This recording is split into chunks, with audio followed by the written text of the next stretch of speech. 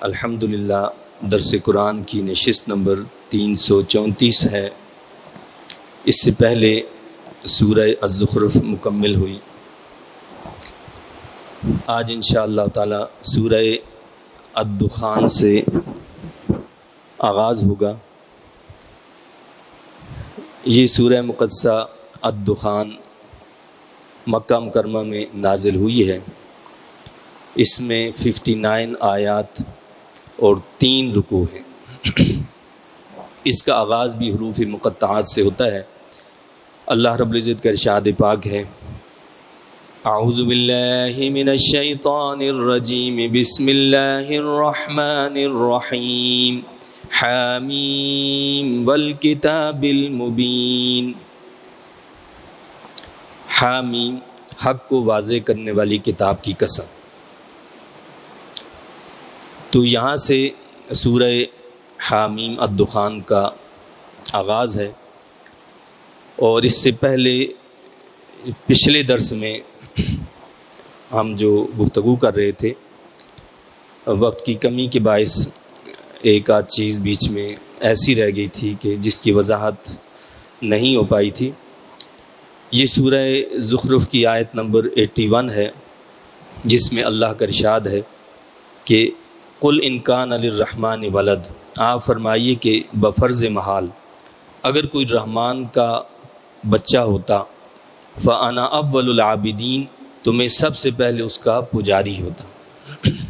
یعنی وہ لوگ جو بتوں کی پوجا کرتے تھے، یا وہ لوگ کہ جنہوں نے حضرت سیدنا عیسیٰ علیہ السلام کو خدا یا خدا کا بیٹا قرار دیا، یا حضرت عزیر علیہ السلام کو جو ہے خدا کا بیٹا قرار دیا، یا اسی طرح فرشتوں کو جو ہے خدا کی بیٹیاں قرار دیا، تو ان سے یہ کہا گیا کہ اگر رحمان کا کوئی بچہ ہوتا، ایک معنی تو اس کا یہ ہوا، لیکن اس کا ایک مطلب علماء نے، مفسرین نے یہ کیا کہ یہاں ان نافیہ ہے۔ نافیہ کا مطلب یہ ہے کہ ان کے مطلب یہاں نہیں ہے۔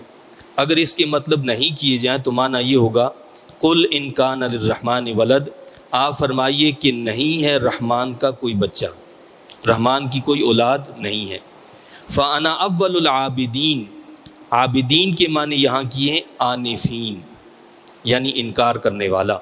تو اس کا مطلب یہ ہوگا کہ سب سے پہلے اس کا انکار کرنے والا میں ہوتا، یعنی مراد یہ ہے کہ رحمان کا کوئی بچہ نہیں، اس کی کوئی اولاد نہیں۔ اگر کوئی یہ کہتا کہ خدا اور اللہ اور معبود کی کوئی اولاد ہے، تو اس کا انکار کرنے والا سب سے پہلے میں ہی ہوتا، کہ اولاد سے، بچے سے اللہ کی ذات پاک ہے، معبود کو ان چیزوں کی ضرورت نہیں ہے۔ اگر کوئی کہتا کہ معبود کی اولاد ہے، تو اس کا انکار سب سے پہلے اللہ کے حبیب علیہ السلام نے کیا فرمایا، میں انکار کرنے والا ہوتا۔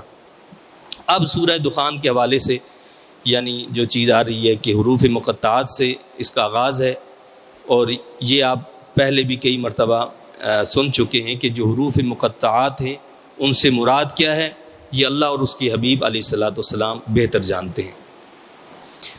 اس سورہ مقدسہ کی احادیث میں بڑی فضیلت بھی بیان کی گئی ہے۔ حدیث شریف میں آتا ہے کہ جو شخص جمعہ کی رات یا جمعہ کے دن میں سورہ دخان پڑھے، اس کے گناہ معاف کر دیے جاتے ہیں اور جنت میں اس کا گھر بنایا جاتا ہے۔ اور اسی طرح ایک روایت میں جو کہ ضعیف ہے، یہ بھی آیا ہے کہ رات کو جو سورہ دخان پڑھتا ہے تو صبح کے وقت 70,000 فرشتے اس شخص کے لیے دعائے مغفرت کرتے ہیں۔ جو رات کو سورہ الدخان کی تلاوت کرتا ہے تو صبح 70,000 فرشتے اس کے لیے دعائے مغفرت کرتے ہیں۔ اس سورت کا آغاز رب کائنات نے حروف مقطعات سے کرنے کے بعد اس قرآن کی قسم اٹھائی۔ کیا فرمایا کہ والکتاب المبین، حق کو واضح کرنے والی کتاب کی قسم۔ یعنی یہ کتاب قرآن جو ہے، یہ ایسی کتاب نہیں ہے کہ جس کی باتیں کوئی الجھی ہوئی ہوں، مخفی ہوں، پوشیدہ ہوں، پیچیدہ ہوں، سمجھ میں نہ آتی ہوں۔ قرآن کہتا ہے کہ یہ بالکل کھلی کتاب ہے، یہ واضح کتاب ہے۔ تو یہ قرآن اپنی ایک بات کی دوسری جگہ پر تشریح کر دیتا ہے، خود ہی اس کو واضح کر دیتا ہے.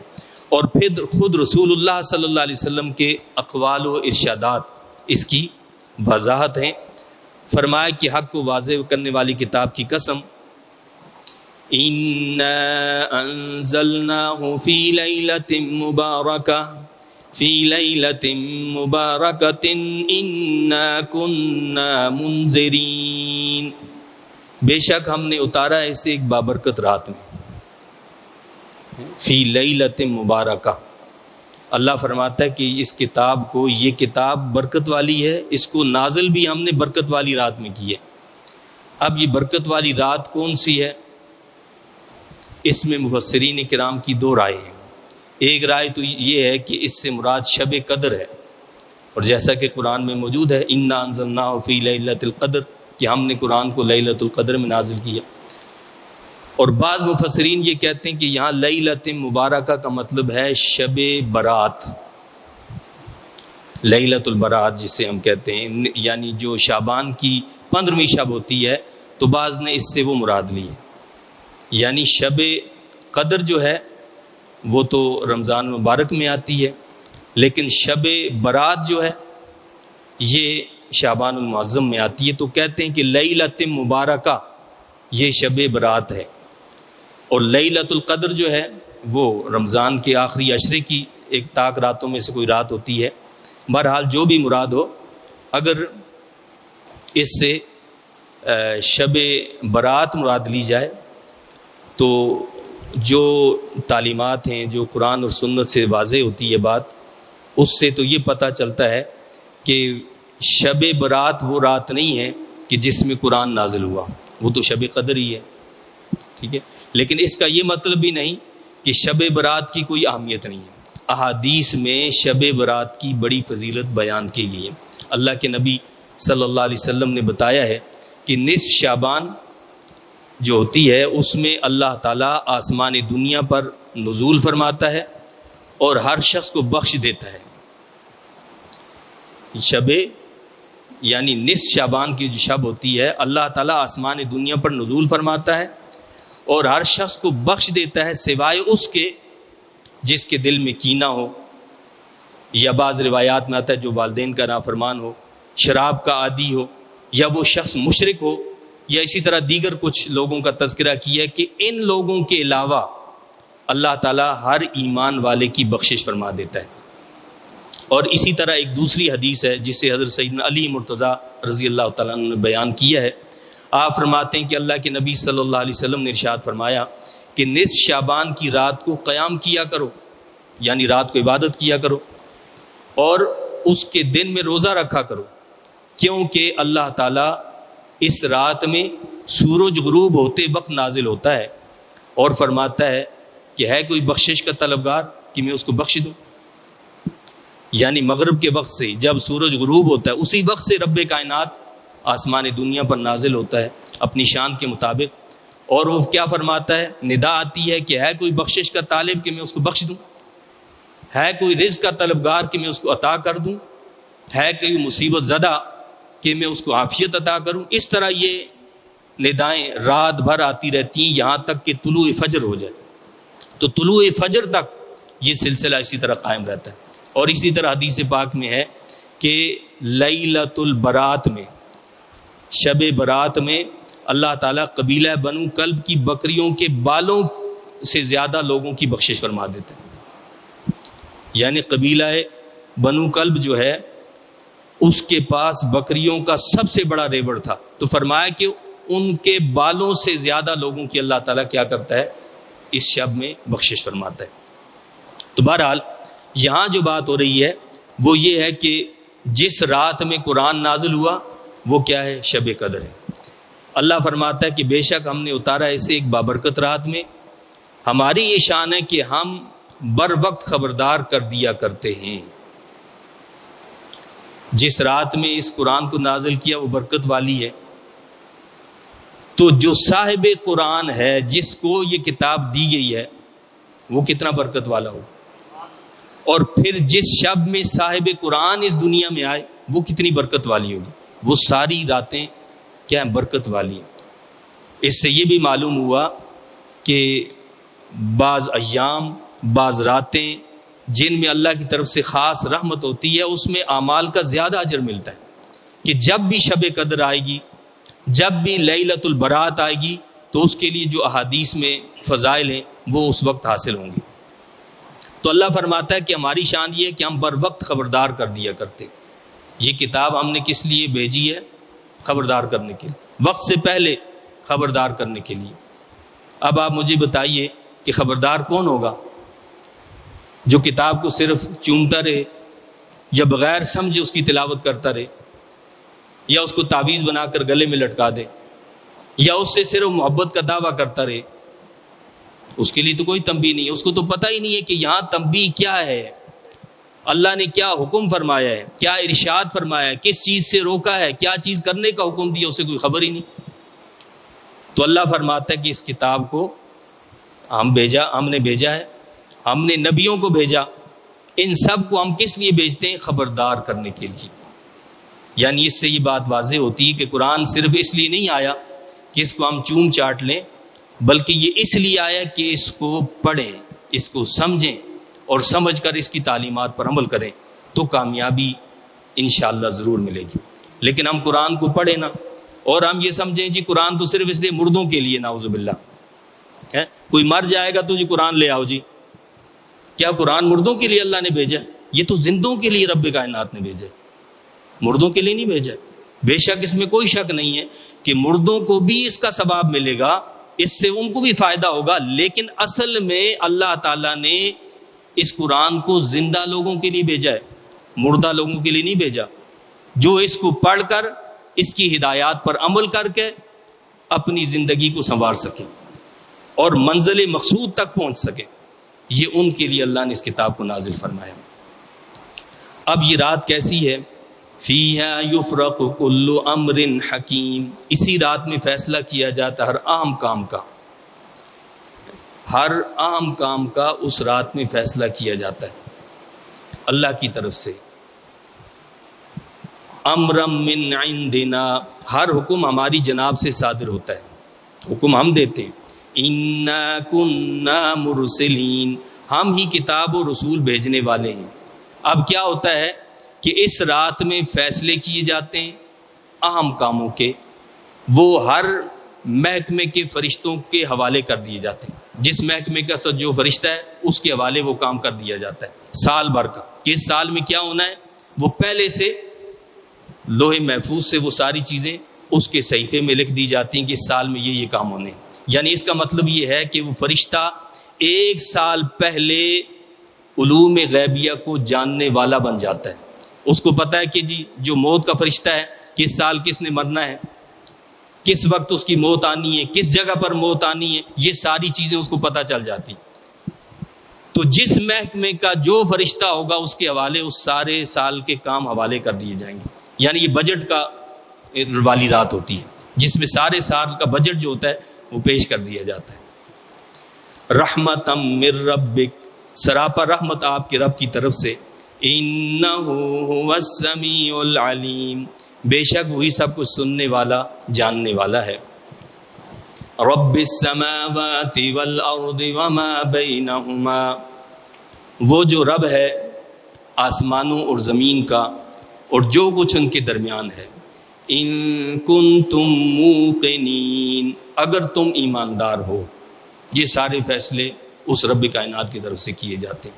لا الہ الا ہوا یحیی و یمیت، نہیں کوئی معبود بجز اس کے، وہ زندہ کرتا ہے اور مارتا ہے۔ ربکم و رب آبائکم الاولین، تمہارا بھی رب ہے اور تمہارے پہلے باپ دادا کا بھی رب ہے۔ بل ہم فی شک یلعبون، بلکہ وہ شک میں پڑے کھیل رہے۔ اب لوگوں کے بارے میں یہ بتایا ہے کہ وہ اللہ کے احکامات، تعلیمات، ارشادات، اللہ کے نبیوں، اللہ کی کتابوں کی طرف کوئی توجہ نہیں کرتے۔ انہوں نے ان ساری چیزوں کو کیا بنا رکھا ہے؟ کھیل تماشا۔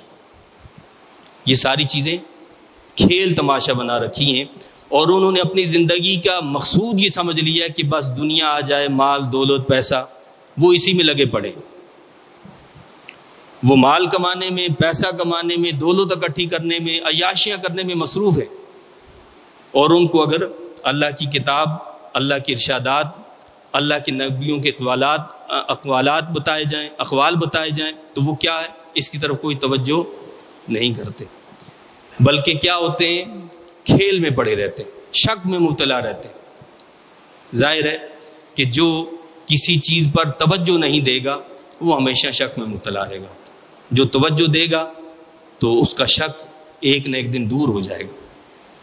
فَارْتَقِبْ يَوْمَ تَأْتِي السَّمَاءُ بِدُخَانٍ مُبِينٍ، بس آپ انتظار کریں اس دن کا جب ظاہر ہوگا آسمان پر صاف نظر آنے والا دھواں۔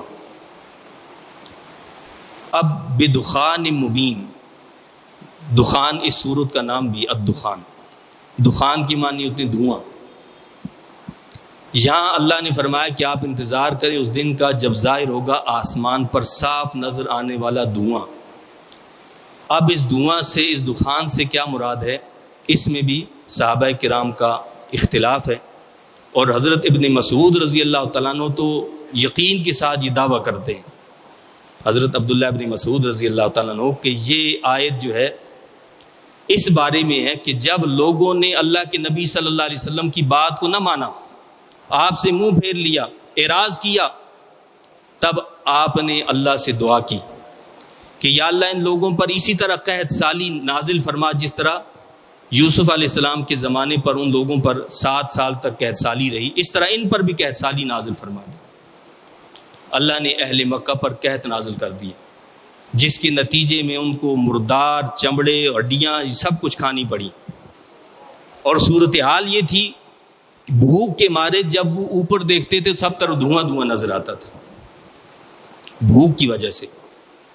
اور اس صورتحال میں کئی مرتبہ ایسے ہوا کہ وہ حضور علیہ السلام کے پاس بھی آئے، شکوہ شکایت کرنے لگے، اور اسی زمانے میں یمامہ کے جو یعنی ولی تھے، وہاں کے جو سردار تھے، وہ ایمان لے آئے تھے، حضرت ثمامہ رضی اللہ تعالیٰ عنہ، انہوں نے اسلام قبول کر لیا، اور اہل مکہ وہیں سے راشن لیا کرتے تھے۔ ان کے ساتھ جب ان کو لوگوں کو پتہ چلا کہ انہوں نے اسلام قبول کر لیا تو بعض لوگوں نے توہین آمیز سلوک کیا، تو انہوں نے وہاں سے غلہ روک دیا۔ اب تو ان کی چیخیں نکل گئیں، اور جب حضرت ثمامہ رضی اللہ تعالیٰ عنہ سے کہا گیا کہ ہمیں غلہ دیا جائے، تو انہوں نے کہا کہ جب تک محمد رسول اللہ صلی اللہ علیہ وسلم اجازت نہیں دیں گے تب تک تمہیں ایک چیز بھی نہیں دوں گا۔ وہ حضور علیہ السلام کی بارگاہ میں حاضر ہوئے اور کہنے لگے کہ جی یہ معاملہ ہے، اور آپ کے رشتہ دار ہیں، یہ آپ کے عزیز ہیں، یہ آپ کے اپنے لوگ ہیں، اور آپ نے یہ کیا اور وہ کیا، اور اس طرح یہ بچے بھی ہمارے مر رہے ہیں۔ تو چونکہ آپ رحمت للعالمین ہیں تو آپ کی رحمت جوش میں آئی، آپ نے نہ صرف یہ کہ حضرت ثمامہ رضی اللہ تعالیٰ کو حکم دیا کہ ان کو راشن دیا جائے، بلکہ خود بھی اہل مکہ کی مدد فرمائی، اور ان لوگوں کی التجا پر اللہ کے نبی صلی اللہ علیہ وسلم نے اللہ سے دعا مانگی کہ یا اللہ ان کی قحط سالی کو دور فرما دے۔ اللہ نے ان کی قحط سالی کو دور بھی فرما دیا، بارش بھی برسا دی۔ یہاں اسی حوالے سے بتایا گیا ہے، ایک تو نظریہ یہ ہے، یعنی حضرت عبداللہ ابن مسعود رضی اللہ تعالیٰ عنہ ان کا یہ نظریہ ہے اور اکابر صحابہ میں سے۔ دوسری طرف حضرت عبداللہ ابن عباس رضی اللہ تعالیٰ عنہ ہے، اور دیگر بعض صحابہ کرام ہیں، یہ بھی عظیم صحابی ہیں۔ ان کا نظریہ یہ کہ یہاں دخان سے مراد جو ہے یہ وہ قیامت کی نشانیوں میں سے ایک نشانی ہے۔ اللہ کے نبی صلی اللہ علیہ وسلم نے قیامت کی جو بڑی نشانیاں بتائی ہیں ان میں سے ایک نشانی یہ ہے کہ مشرق و مغرب میں ہر طرف ایک دھواں پھیل جائے گا۔ وہ دھواں، اس سے کیا ہوگا، جو اہل ایمان ہوں گے اس سے اہل ایمان کو معمولی سا اثر ہوگا کہ ان کو زکام ہو جائے گا، نزلہ ہو جائے گا، لیکن کافروں کو ایسا سخت ہوگا کہ ان کی ناکوں سے، کانوں سے وہ دھواں باہر نکلے گا، اور ان کو یعنی یہ سانس لینے کی پرابلم ہو جائے گی، اور غشی طاری ہو جائے گی ان پر، اور تقریباً 40 دن تک یہ دھواں رہے گا، 40 دن تک یہ دھواں رہے گا۔ تو حضرت عبداللہ ابن عباس رضی اللہ عنہ فرماتے ہیں کہ یہ وہ قیامت کی نشانیوں میں سے جو ایک نشانی ہے، یہ اس کا ذکر ہے، جو بھی مراد ہو، اور دونوں مرادیں بہرحال صحیح ہیں۔ اب یہ بتایا گیا کہ یغشن الناس، وہ جو دھواں ہوگا چھا جائے گا لوگوں پر، ھذا عذاب علیم، یہ دردناک عذاب ہوگا۔ اس وقت لوگ کہیں گے ربنا اکشف عنا العذاب انا مؤمنون، اے ہمارے رب دور کر دے ہم سے یہ عذاب، ہم ابھی ایمان لاتے ہیں۔ اگر اس کو وہ مان لیا جائے قیامت کی نشانیوں میں سے، تو کیا ہوگا؟ اس وقت ایمان کا وہ کہیں گے کہ ایمان لے آئیں گے، تو اب وقت ختم ہو چکا ہوگا، اب ایمان کا کوئی فائدہ نہیں ہوگا۔ اور جیسے حضرت ابن مسعود رضی اللہ عنہ مراد لیتے ہیں تو وہ یہی لیتے ہیں کہ لوگ آئے، ابو سفیان جو تھے جنہوں نے اس وقت تک ایمان قبول نہیں کیا تھا، وہ اللہ کے نبی صلی اللہ علیہ وسلم کے پاس آئے اور کہنے لگے کہ جی یہ دور کیا جائے اور اللہ سے دعا کریں، ہم ایمان لے آئیں گے۔ اَنَّىٰ لَهُمُ الذِّكْرَىٰ وَقَدْ جَاءَهُمْ رَسُولٌ مُّبِينٌ، ان کی نصیحت قبول کرنے کی امید کہاں، حالانکہ ان کے پاس تشریف لے آیا روشن رسول، یعنی محمد رسول اللہ صلی اللہ علیہ وسلم کو دیکھنے کے بعد، ان کے ساتھ رہنے کے باوجود جو ایمان نہیں لائے، نصیحت حاصل نہیں کی، تو اس کے بعد اب کب نصیحت حاصل کریں گے؟ ثُمَّ تَوَلَّوْا عَنْهُ وَقَالُوا مُعَلَّمٌ مَجْنُونٌ، پھر انہوں نے منہ پھیر لیا تھا اس سے اور کہا سکھایا ہوا ہے، دیوانہ ہے۔ حضور علیہ الصلوۃ والسلام کی بات کو ماننے کے بجائے نعوذ باللہ کیا کہتے تھے کہ جی انہوں نے فلاں شخص سے سیکھ لیا ہے، فلاں سے یہ سیکھ لیا، اور ہمیں آ کر پڑھا دیتے ہیں، بتا دیتے ہیں کہ جی یہ اللہ کی طرف سے نازل ہوا ہے، اور نعوذ باللہ اللہ کے نبی صلی اللہ علیہ وسلم کو دیوانہ اور مجنون کہتے تھے۔ اِنَّا كَاشِفُ الْعَذَابِ قَلِيلًا إِنَّكُمْ عَائِدُونَ، اللہ نے کیا فرمایا؟ ہم دور کرنے والے عذاب کو قلیل عرصے کے لیے، تم پھر کفر کی طرف لوٹ جاؤ گے، اور ایسا ہی ہوا، قحط سالی دور کر دی اللہ نے، پھر وہی کفر، کوئی ایمان نہیں لائے۔ یوم نبطش البطشۃ الکبریٰ، جس روز ہم انہیں پوری شدت سے پکڑیں گے۔ یہ بطشۃ الکبریٰ سے کیا مراد ہے؟ اس سے مفسرین نے ایک مراد تو یہ لی ہے کہ یہ غزوہ بدر ہے، یعنی غزوہ بدر میں کفار کے بڑے بڑے جو سردار تھے وہ واصل جہنم ہو گئے، اور اس سے قیامت کا دن بھی مراد لیا جا سکتا ہے۔ اِنَّا مُنْتَقِمُونَ، اس روز ہم ان سے بدلہ لیں گے۔ وَلَقَدْ فَتَنَّا قَبْلَهُمْ قَوْمَ نُوحٍ قَوْمَ فِرْعَوْنَ وَجَاءَهُمْ رَسُولٌ كَرِيمٌ، اور ہم نے آزمایا تھا ان سے پہلے قوم فرعون کو، اور آیا تھا ان کے پاس معزز رسول۔ اب اللہ پاک نے یہاں حضرت سیدنا موسیٰ علیہ السلام کا ذکر کیا ہے، اور ان کے ساتھ ان کے مقابلے میں جو کھڑا تھا فرعون تھا۔ یہ اس تناظر میں ایک طرف اہل مکہ ہیں اور دوسری طرف رسول اللہ صلی اللہ علیہ وسلم کی دعوت ہے۔ اب اللہ پاک نے بتایا کہ ہم نے فرعون کی طرف بھی معزز رسول کو بھیجا تھا، موسیٰ علیہ السلام کو بھیجا تھا، ان کو بھی ہم نے آزمایا تھا۔ مراد کیا ہے؟ اب ذرا نظر کرو اس پچھلی تاریخ پر، اس ہسٹری پر، کہ سیدنا موسیٰ علیہ السلام کے پاس کچھ بھی نہیں تھا، کوئی لا و لشکر، کوئی چیز نہیں تھی۔ موسیٰ علیہ السلام آئے، فرعون کو دعوت دی، فرعون نے نہیں بات مانی، قوم فرعون نے آپ کی بات کو تسلیم نہیں کیا۔ ہم نے آزمایا تھا ان سے پہلے قوم فرعون کو، اور آیا تھا ان کے پاس معزز رسول۔ ان ادو الی عباد اللہ، اس نے فرمایا تھا میرے حوالے کر دو اللہ کے بندوں کو، یہ بنی اسرائیل کو میرے حوالے کرو، ان کو غلام کیوں بنا رکھا ہے تم نے؟ انی لکم رسول امین۔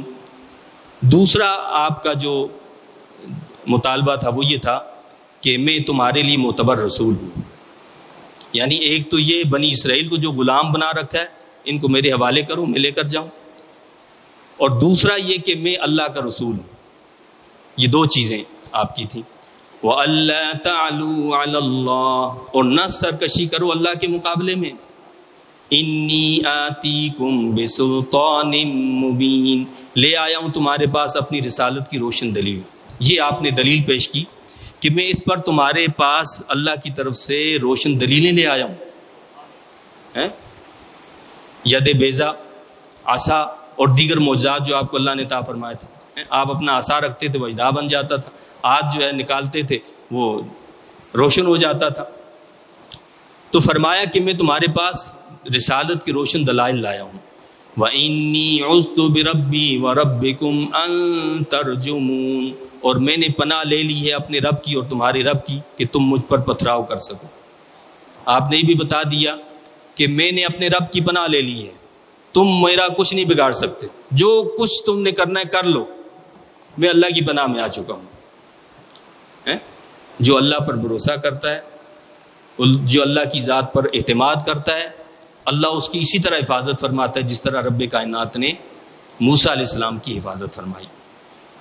وَإِن لَّمْ تُؤْمِنُوا لِي فَاعْتَزِلُونِ، اور اگر تم ایمان لانے کے لیے تیار نہیں تو پھر مجھ سے کنارہ کش ہو جاؤ۔ آپ نے ان کو دعوت ایمان دی کہ بھائی ایمان قبول کرو، لیکن اگر تم نے ایمان قبول نہیں کرنا تو مجھے اذیت تو نہ دو، تکلیف تو نہ پہنچاؤ، الگ ہو جاؤ مجھ سے۔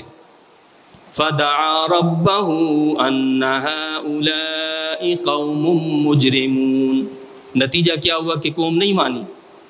آپ نے اللہ کی بارگاہ میں التجا کی، سیدنا موسیٰ علیہ السلام نے، پس پکارا موسیٰ نے اپنے رب کو، الہی بلا شبہ یہ مجرم لوگ ہیں۔ فَأَسْرِ بِعِبَادِي لَيْلًا إِنَّكُمْ مُتَّبَعُونَ۔ اب جب اللہ کے نبی نے موسیٰ علیہ السلام نے اللہ سے دعا مانگی تو ظاہر اللہ نے قبول فرمائی اپنے نبی کی دعا، اور حکم کیا دیا؟ حکم ملا لے چلو میرے بندوں کو، راتوں رات تمہارا تعاقب کیا جائے گا۔ فرمایا کہ بنی اسرائیل کو راتوں رات یہاں سے لے کر نکل جاؤ، تو اس اعتبار سے آپ نے پلاننگ کی اور راتوں رات لے کر نکل گئے۔ وَاتْرُكِ الْبَحْرَ رَهْوًا، اور رہنے دو سمندر کو تھما ہوا۔ اب کیا ہوا کہ جب آپ بنی اسرائیل کو لے کر نکلے تو راستے میں سمندر پڑا، اللہ نے حکم دیا کہ اپنا عصا مارو، یہ راستہ چھوڑ دے گا۔ آپ نے عصا مارا، سمندر نے راستہ دے دیا، آپ پار ہو گئے، اور جب پلٹ کر دیکھا تو پیچھے فرعون اور اس کا سارا لشکر موجود تھا۔ تو آپ نے یہ خواہش کی، آپ نے یہ چاہا کہ میں دوبارہ عصا ماروں تاکہ یہ دریا، یہ سمندر مل جائے، تو اللہ نے فرمایا کہ نہیں، اس کو ٹھہرا رہنے دو، تھما رہنے دو، تاکہ راستہ نظر آئے تو یہ آئیں گے نا اس کے اندر، ان کو آنے دو، جب یہ اندر آ جائیں گے تو ہم ان کا بیڑا غرق کر دیں گے۔ تو اللہ نے فرمایا کہ رہنے دو سمندر کو تھما ہوا، انہم جند مغرقون، بے شک وہ ایسا لشکر ہے جو غرق ہو کر رہے گا، اور اللہ نے اس کو غرق کر دیا۔ کم ترکوا من جنات وعیون، وہ چھوڑ گئے بہت سے باغات اور چشمے، ان کو تو یہ پتہ نہیں تھا کہ پلٹ کر ہم واپس نہیں آئیں گے۔ بڑے باغات تھے، محلات تھے، پیسہ تھا، دولت تھی، چشمے تھے، سارا کچھ موجود تھا۔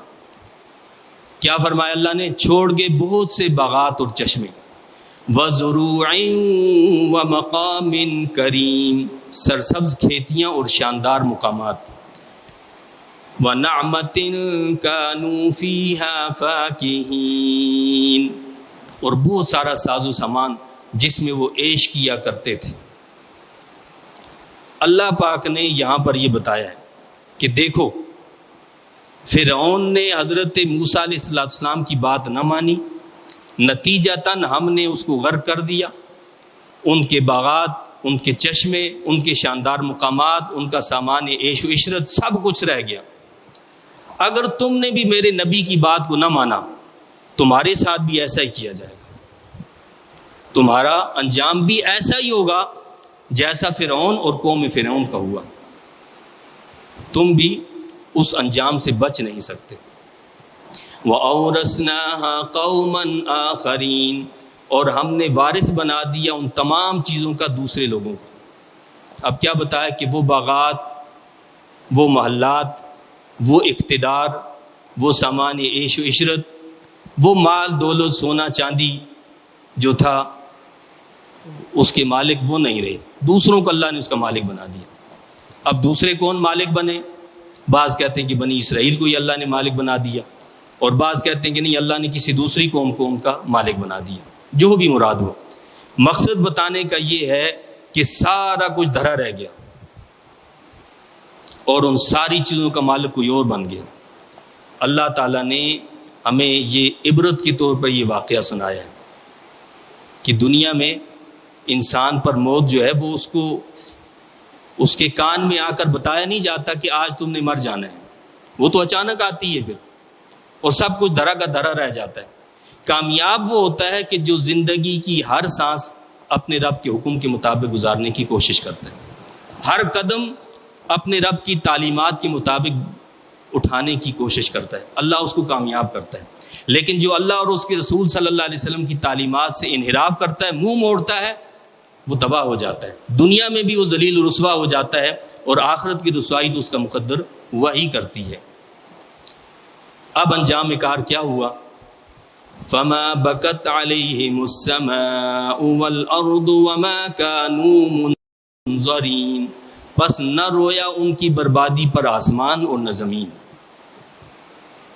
بعض لوگ ہوتے ہیں نا کہ جی ساری بزم ہستی تو بس میری وجہ سے، یہ گلشن میں جتنی بہار ہے یہ ساری میری وجہ سے ہے، اور اگر میں چلا جاؤں مجھے کچھ ہو جائے تو یہاں سب خزاں ہی خزاں ہو جائے گا۔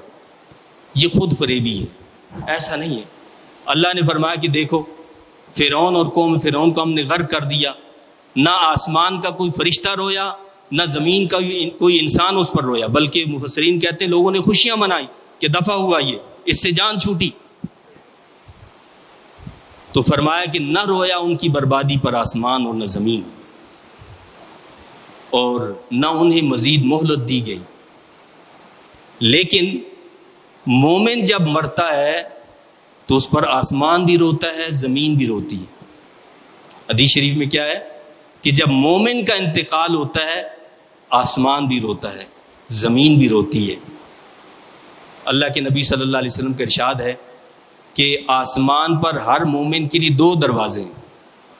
ایک دروازہ وہ ہے جہاں سے اس کا رزق نازل ہوتا ہے، ہمارا رزق یہاں نہیں ہے، اللہ آسمانوں سے نازل کرتا ہے، تو ایک دروازے سے آسمان کے رزق نازل ہوتا ہے، دوسرے دروازے سے اس مومن کے اعمال و اقوال آسمانوں پر جاتے ہیں، اوپر جاتے ہیں۔ اب جب اس کا انتقال ہو جاتا ہے دونوں دروازے بند ہو جاتے ہیں۔ اب جب یہ بند ہوتے ہیں تو یہ دونوں دروازے روتے ہیں، اور ایک روایت کے مطابق 40 دن تک روتے رہتے ہیں۔ اور اسی طرح زمین کا وہ حصہ جہاں وہ نماز پڑھتا ہے، جہاں وہ عبادت کیا کرتا تھا، جہاں وہ اللہ کا ذکر کیا کرتا تھا، وہ بھی روتا ہے۔ 40 دن تک وہ حصہ روتا رہتا ہے اس شخص کی موت پر۔ اب یہ رونا کسی کی سمجھ میں آئے نہ آئے، ہمارا تو ایمان اور اعتقاد یہی ہے، اور حدیث میں بھی یہ واضح ہیں، یہ باتیں کئی مرتبہ ہم ان باتوں کا ذکر کر چکے ہیں کہ بخاری شریف کی حدیث ہے، نبی پاک صلی اللہ علیہ وسلم ممبر پر خطبہ دیتے تھے اور ایک درخت کی ٹہنی کے ساتھ آپ جو ہے ٹیک لگایا کرتے تھے۔ جب اللہ کے نبی صلی اللہ علیہ وسلم نے اس ٹہنی سے ٹیک لگانا بند کر دیا تو صحابہ فرماتے ہیں کہ وہ بلک بلک کر رونے لگی، وہ ٹہنی جس کی آواز کو ہم نے سنا، اللہ کے نبی صلی اللہ علیہ وسلم اٹھے اور اس پر اپنا دست شفقت رکھا، جس سے اس نے اپنے رونا بند کیا ہے۔ تو ہم تو اس بات کے قائل ہیں، اور اللہ کے نبی صلی اللہ علیہ وسلم نے فرمایا بھی ہے کہ مومن کی موت پر کیا ہوتا ہے، زمین و آسمان جو ہیں وہ روتے ہیں۔ ہمارے ایک محترم نمازی بصر خان صاحب جو تھے، آج ان کا انتقال ہوا، اللہ ان کی بخشش فرمائے۔ وہ بھی بڑے پیارے نمازی ہمارے تھے، یعنی اس مسجد میں نماز پڑھتے تھے، صف اول میں ہمیشہ رہتے تھے۔ جب تک ان کو اللہ نے صحت دے رکھی تھی تو صف اول میں ہوتے تھے، ذکر میں بھی ہمارے ساتھ بیٹھتے تھے، اور چند سالوں سے وہ بیچارے بہت زیادہ بیمار تھے، لیکن جمعے میں پھر بھی آتے تھے اس سائٹ پر، یہاں جمعہ ادا کیا کرتے تھے۔ آج ان کا انتقال ہوا، اللہ ان کی بخشش فرمائے اور ان کے پسماندگان کو صبر جمیل عطا فرمائے۔ تو یہ وہ مومن لوگ ہیں کہ جن کے انتقال پر زمین و آسمان روتے ہیں، جن پر آسمان کے دروازے بند ہوتے ہیں ان کے، تو کیا ہوتا ہے، آسمان کے دروازے بھی روتے ہیں، اور زمین کا وہ مقام، وہ جگہ بھی روتی ہے کہ جہاں وہ اللہ کا ذکر اور اللہ کی یاد کیا کرتے تھے۔ اللہ تعالی ہم سب کو ان تعلیمات کی صحیح سمجھ عطا فرمائے، اور سمجھ کر ان کے مطابق عمل کی بھی توفیق عطا فرمائے۔ یہ چند باتیں قربانی کے حوالے سے، چونکہ قربانی کا موقع ہے اور بہت سے لوگ فتنوں کا چونکہ زمانہ ہے، اور فتنے کے زمانے میں بہت سے فتنہ پرور لوگ جو ہیں وہ اٹھ کھڑے ہوتے ہیں اور طرح طرح کی باتیں ایسی کرتے ہیں کہ جس سے لوگوں کے ذہنوں میں ایک انتشار پیدا ہو جاتا ہے۔ وہ مسلمہ اصول اور قواعد اور وہ چیزیں اور عبادتیں کہ جو مسلمانوں کا شعار ہیں، لوگوں کو متذبذب کر دیتے ہیں، وہ شک میں مبتلا ہو جاتے ہیں، اور ظاہر ہے کہ یہ غیر مسلموں کو پتہ ہے کہ کسی مسلمان کو کافر تو وہ بنا نہیں سکتے، ہاں اس کو شک میں مبتلا کر سکتے ہیں، شکوک و شبہات کا شکار کر دیتے ہیں۔ تو اسی طرح کے کچھ مسائل قربانی کے موقع پر کھڑے کر دیے جاتے ہیں۔ ایک مسئلہ یہ کھڑا کیا جاتا ہے کہ جی کہ قربانی ہر ایک پر تو لازمی نہیں ہے، بس گھر کا ایک بندہ کر لے تو بس کافی ہے جی۔ اس پر وہ کچھ احادیث بھی سنا دیتے ہیں کہ جی اللہ کے نبی صلی اللہ علیہ وسلم نے قربانی فرمائی اور فرما کہ میری طرف سے، میرے خانہ کی طرف سے، یعنی اس کا مطلب کیا ہوا کہ جی بس گھر کے ایک فرد کی قربانی کافی ہے، باقی سارے گھر والے اس سے آزاد ہیں۔ جبکہ حدیث شریف میں واضح طور پر، بخاری شریف میں بھی یہ حدیث ہے کہ مسلم شریف کی حدیث ہے کہ اللہ کے نبی صلی اللہ علیہ وسلم نے بڑے جانور میں، یعنی گائے اور اونٹ میں 7 افراد سے زیادہ لوگوں کی اجازت نہیں دی ہے کہ 7 افراد حصہ لے سکتے ہیں اونٹ میں اور گائے میں، اس سے زیادہ جو ہے حصہ نہیں لے سکتے۔ اور یہاں بات ہو رہی ہے کہ اللہ کے نبی صلی اللہ علیہ وسلم نے ایک مینڈا ذبح کیا اور سارے گھر والوں کی طرف سے جی، تو آسان بات ہوگی پھر تو بھائی۔ اس کا مطلب تو پھر یہ ہے کہ حدیث شریف میں، دوسری حدیث میں موجود ہے کہ اللہ کے نبی صلی اللہ علیہ وسلم نے ایک قربانی اپنی طرف سے کی اور ایک قربانی اپنی امت کی طرف سے کی، تو سب سے آسان حال تو یہ ہے کہ پھر ایک قربانی، ایک مینڈا پکڑ لیا جائے، بکری پکڑ لی جائے، ذبح کر لی جائے، سب کی طرف سے ہوگی جی قربانی، ساری امت کو ضرورت ہی نہیں ہے کرنے کی۔ وہ لوگ مسئلے کو سمجھ نہیں سکے۔ قربانی کا ادا ہونا ایک الگ چیز ہے، قربانی کا ثواب پہنچانا یہ الگ چیز ہے، اس بات کو سمجھ لیں۔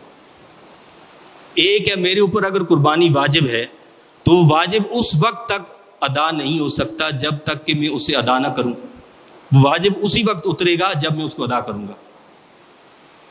ایک یہ ہے کہ میرے اوپر قربانی واجب نہیں ہے، اللہ کے نبی صلی اللہ علیہ وسلم نے اپنی امت کے لیے جو قربانی فرمائی وہ کیا تھی؟ میری امت کے وہ افراد جو قربانی کی طاقت استطاعت نہیں رکھتے، یہ ان کی طرف سے قربانی ہے۔ مطلب کیا کہ اس کا ثواب سارے میری امت کے ان لوگوں کو پہنچے جو قربانی کی طاقت نہیں رکھتے، ان سب کو اس کا ثواب ملے گا۔ اسی طرح گھر کا ایک فرد اگر قربانی کرتا ہے اور گھر والوں کو اس میں کیسے شامل کرتا ہے کہ اس کا ثواب یا اللہ تو مجھے بھی دے، میرے سارے گھر والے جو اس کی طاقت نہیں رکھتے ان کو بھی اس کا اجر و ثواب عطا فرما، بالکل صحیح ہے، ثواب ان کو بھی اللہ عطا فرمائے گا۔ لیکن جو صاحب استطاعت ہیں، اللہ کے نبی کا ارشاد ہے من وجد ساعة فلم يضحي فلا يقربن مصلانا، او کما قال علیہ الصلوۃ والسلام۔ کیا فرمایا؟ جو قربانی کی طاقت رکھتا ہے پھر بھی قربانی نہ کرے، وہ ہماری عیدگاہ کے قریب بھی نہ آئے۔ مجھے بتائیے مسجد میں، عیدگاہ میں آنے سے کس کو روکا جائے گا؟ کیا کسی مسلمان کو روکا جائے گا؟ کسی مسلمان کو عیدگاہ سے یا مسجد سے تو نہیں روکا جائے گا۔ یہ سخت تاکید ہے اور تنبیہ ہے کہ جو طاقت رکھنے کے باوجود قربانی نہ کرے تو فرمایا کہ اس کو یہ حق نہیں پہنچتا کہ وہ ہماری عیدگاہ میں آئے۔ تو جو طاقت رکھتا ہے، جو استطاعت رکھتا ہے، جو صاحب استطاعت ہے، صاحب استطاعت کا مطلب کیا؟